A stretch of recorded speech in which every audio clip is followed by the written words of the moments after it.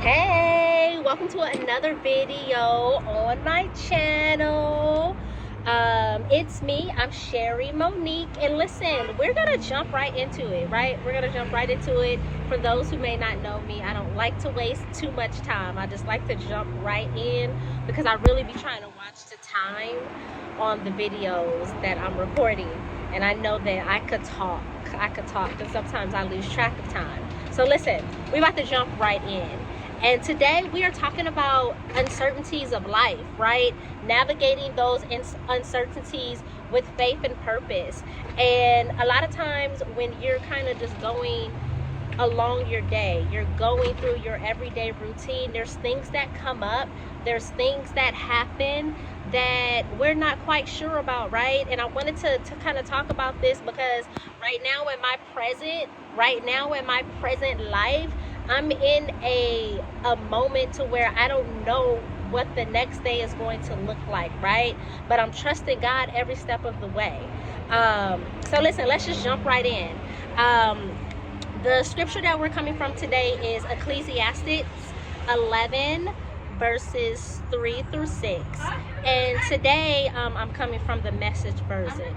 I normally come from the NLT, but today we're going to deal with the Message version because I kind of was liking the way it was put today. So listen, let's jump right in. Ecclesiastes 11 verses 3 through 6, and we're going to start reading. When the clouds are full of water, it rains. When the wind blows down a tree, it lies where it falls. Don't sit there watching the wind. Do your own work. Don't stare at the clouds. Get on with your life. And right here, and that's verses 3 and 4. That's verses 3 and 4. And in those verses, it's highlighting the certain events in life that will happen and cannot be prevented or avoided. There's certain things in life that's going to happen to where we just kind of got to know how to move with it. Like there's certain things in life that's going to happen that's going to be unavoidable. Like we're not going to be able to do anything to stop what is happening, right? Like when it talks about the rain from full clouds or a tree falling in a certain direction when pushed by the wind. Don't be overly concerned with things that are outside of your control. That's what that is saying. Like, don't be so fixated on stuff that we can't control. Listen, instead of waiting for the perfect conditions of being paralyzed by fear or what might happen, you might want to take action and continue to push forward with life. Listen, no matter what is going on, okay, you take that, you see that, and you be like, you know what, I gotta keep going. You can't let that one thing kind of keep you stagnant or stuck because you're trying to figure out, like, how could I have done this to not make this happen? And I do that a lot. Even in this present moment with some of the things that I'm going through, I'm like looking back and I'm kind of thinking, like, how could I have done this differently to where this may not have been my outcome? You know what I'm saying? But I can't dwell on that. I gotta push forward with life. Like what has happened last week, what has happened last month, what has happened even yesterday, I gotta push forward, right? Listen, the focus is on not letting uncertainties or fear prevent you from moving and doing what needs to be done. Verse 5 is windy out here too. I didn't really think about this, but it's so nice out and I just wanted to sit outside. Anyways, verse 5 is saying, just as you'll never understand the mystery of life forming in a pregnant woman, so you'll never understand the mystery at work in all that God does. Verse 6, go to work in the morning and stick to it until evening without watching the clock. Man, you'll never know from moment to moment how your work will turn out in the end. In these verses here, these verses are pointing out that there are mysteries in life that we cannot fully understand. Listen, such as the formation of life in the womb, right? Every pregnancy is different, right? And if you're a woman, I'm a woman, I've had 2 kids. And both of my pregnancies were totally different. Like, you know, when I got pregnant the first time, I couldn't go in and say that, man, this pregnancy is going to be just like the first one. Because if you know my story, and I've done a video, it's like some videos back, to where I've dealt with fibroids, right? I have a history of dealing with fibroids. And with my first pregnancy, man, both of my pregnancies were high-risk pregnancies, but the experience for both of them, both pregnancies, high-risk pregnancies, both pregnancies I dealt with fibroids, but both pregnancies were totally different. With my first pregnancy, man, the doctors were telling me, every time I went to the doctor, they kept telling me that you're going to miscarry, right? Every time. The fibroids were getting bigger and bigger. Serenity had no room to grow. They just kept telling me that or whatever. My second pregnancy, the fibroids are shrinking. Like, and I had the best pregnancy with my son. Like, I was eating. With my first pregnancy, I wasn't eating. I was throwing up 95% of the time. Like, I couldn't hold nothing or whatever. With my son, I was eating everything at the sun. Like, both pregnancies were totally different, right? That's just the point that I'm trying to make. Listen, and there's gonna be some things in life that we're not going to fully understand, and that we just have to go with it, right? We cannot grasp all the ways God works in our lives, man.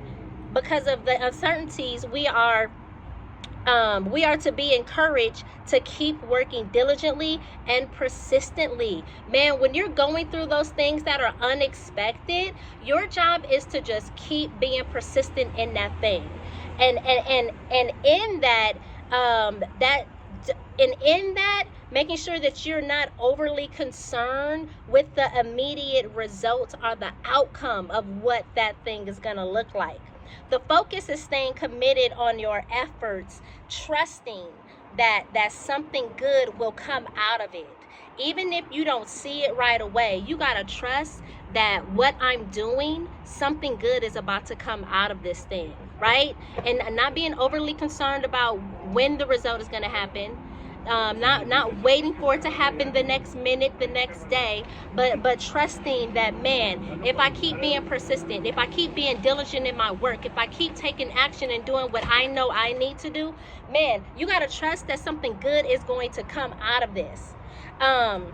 In Ecclesiastes chapter 11, verse 3 through 6, it urges us to take action and live life fully without being hindered by fears of uncertainty or the unknown. The importance of working diligently and trusting that even when we don't understand everything, God is in control of our efforts and will bear fruit. Listen, I encourage you to take the practical steps and be proactive, because waiting for perfect conditions is often a waste of time. What does it mean to take action? Listen, when you are in a situation to where you're trusting God and the situation is uncertain, you don't know, what does it mean to take action? I'm glad you asked. Listen, taking action involves you moving forward with what you can do. Moving forward with what you can do. It involves you relying on God for guidance and wisdom. But listen, not just relying on God for guidance and wisdom, but relying on Him with those outcomes that you cannot control. Man, that's good right there. So listen, not only am I going to rely on Him for the guidance and the wisdom, but I'm also going to rely on Him even with those outcomes that I can't control, right? So even when I can't control it, man, I need to get out of the way. I need to trust God with that.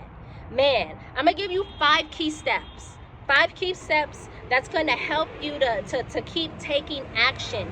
5 key steps that's going to keep you moving forward. That's going to keep you in those uncertain situations. These are 5 key steps that you're going to be doing, that's going to be taking action every day. The first key step is acting in faith. Acting in faith. Trusting in God's promises. And we talked about this the last video. Go back and look at We talked about trusting in God's promises, trusting in his presence, right? Listen, acting in faith. When you're trusting in God's promises, you believe that God is with you. We talked about that in that video. You believe that God is guiding you, he's protecting you. Even when the path ahead is unclear, you're trusting that he is with you always. We just talked about that. I'm gonna go ahead and link this video so you can go ahead and check that out. So what do? You act with strong confidence.